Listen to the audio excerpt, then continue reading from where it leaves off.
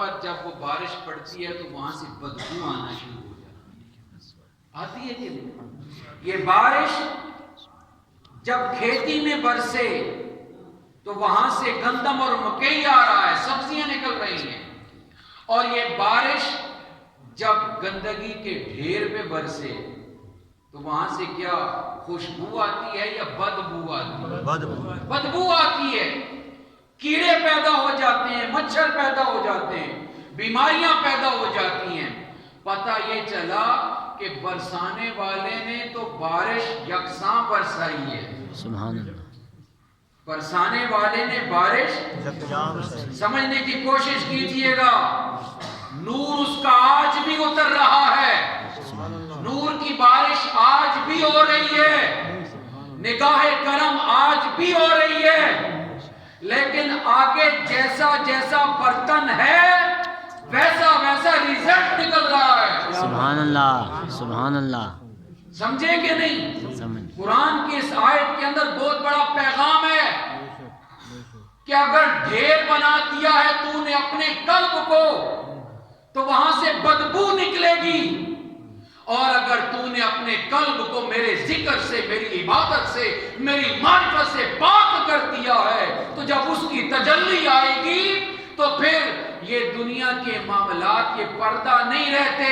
اللہ کے محبوب نے فرمایا مومن سے ڈرو کیونکہ مومن اللہ کے دیے ہوئے نور کی فراست سے دیکھتا ہے. سبحان اللہ. سبحان اللہ. یہ ظاہری مثال دی کہ اے انسان مجھے پہچان. سمجھا رہا ہے اللہ پیار جو کرتا. آسمان بنائے تیرے لیے، زمین بنائی تیرے لیے، بارش نازل کی میں نے تیرے لیے اور زمین سے اناج نکالا. پھر بھی اگر کوئی نہ سمجھے، پھر بھی اس کی طرف نہ جائے. جس طرح آج کل اوورال جمہوریت چل رہی ہے، اکثریت نہیں جا رہی اس کی طرف. علماء بیچارے بتا رہے ہیں مؤذن 5 ٹائم آذان دیتا ہے، لیکن آج کے مسلمان کو پرواہ بھی نہیں. لوگ آ رہے ہیں مؤذن اذان دے. جب آنکھیں کھلیں گی تو تب جا کے خبر ہوگی، اور آنکھ کھلتی ہے قبر میں جا کے. ابھی بند ہے، ابھی بند ہے. جب قبر میں جائیں گے تو آنکھ کھل جائے گی. جب موت کا فرشتہ آ جائے گا تو پھر آنکھ کھل جائے گی. ابھی ہم سوئے ہوئے ہیں. وہ اسرائیل علیہ السلام آگے نا پھر ہم بیدار ہو جائیں گے. اللہ فرماتا ہے کہ تو نہیں سمجھا تو میرے بندے یہ دیکھ سورج، چاند، ستارے، اتنی بڑی بڑی میری آیات، اتنی بڑی بڑی نشانیاں نہیں سمجھتا تو چل اپنے آپ پہ غور. اللہ. فَلْيَنْظُرِ الْإِنسَانُ مِمَّا خُلِقَ. عقل مندوں سے میں بات کر رہا ہوں، سمجھداروں سے میں بات کر رہا ہوں، اور پیغام حق سمجھ کے بات کر رہا ہوں. تمام نبیوں، رسولوں اور آل حق کا، اولیاء کرام کا ایک ہی مدعا آ رہا ہے کہ اللہ کو پہچان لو. اس سے پہلے کہ تم اس طرف رخصت ہو گئے تو پھر اور کوئی مہلت تمہیں ملنے والی، یہی زندگی مہلت ہے. موتو قبل ان تموتو. موت آنے سے پہلے ہی مر جاؤ. جب موت آنے سے پہلے انسان اپنے آپ کو مار دیتا ہے، اپنی انا کو مار دیتا ہے، اپنی ذات کو مار دیتا ہے، تو پھر وہ اسرائیل علیہ السلام پھول لے کے آتے ہیں، وہ مسکراتے ہوئے آتے ہیں، وہ خوشی سے انسان کو لے کے جاتے ہیں. فَلْيَنْظُرِ الْإِنسَانُ مِمَّا خُلِقَ. بڑی عقل کے چلتا ہے، بڑی جوانی پہ غور ہے.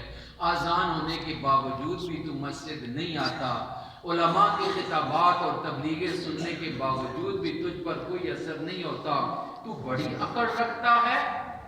تو دیکھ، اپنے آپ کو دیکھ، شیشے میں بار بار دیکھ کے میک اپ کرتا ہے، کنگھیاں مارتا ہے اور کریمیں لگاتا ہے، اور اپنے جیسا تو کسی کو سمجھتا ہی نہیں ہے. مِمَّا خُلِقَ. ترجمہ کر دوں؟ یہ 2-4 بندے ہی ابھی تک سمجھے. ترجمہ کروں گا تو سارے سمجھیں گے. میں نے تجھے کس چیز سے پیدا کیا؟ اللہ.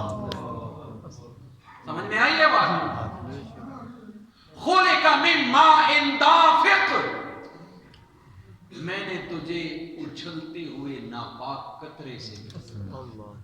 اب کہاں گئی عقل خانی، کہاں گئی فرعونیت؟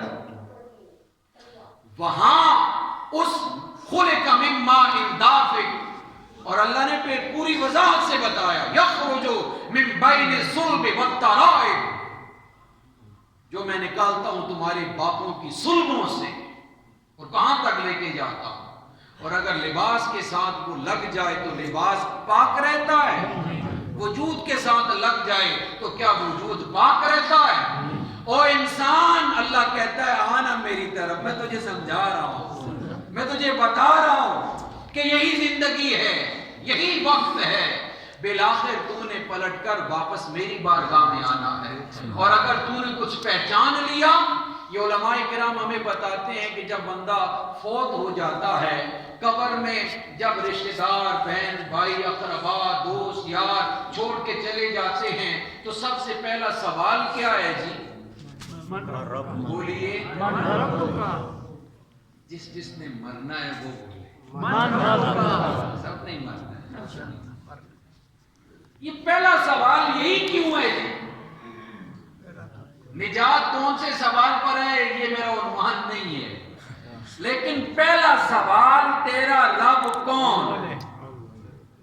کوئی اور بھی سوال ہو سکتا تھا، لیکن پہلا سوال، اگر یہ مر کے مٹی میں خاک ہو گیا تو اس سے سوال کیسا؟